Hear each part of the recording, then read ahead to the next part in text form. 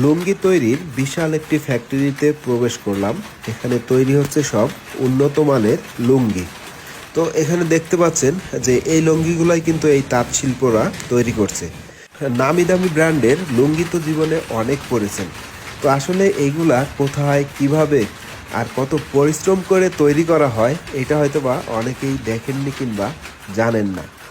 তো দর্শক, আজকে একটি তাঁত শিল্পর কারখানা বলা যায়, কারখানায় ঘুরে আপনাদের দেখাবো এখানে কিভাবে তারা এরকম চমৎকার সব ডিজাইনের লুঙ্গিগুলা তৈরি করছে। তো ভিডিওটি কন্টিনিউ দেখতে থাকুন।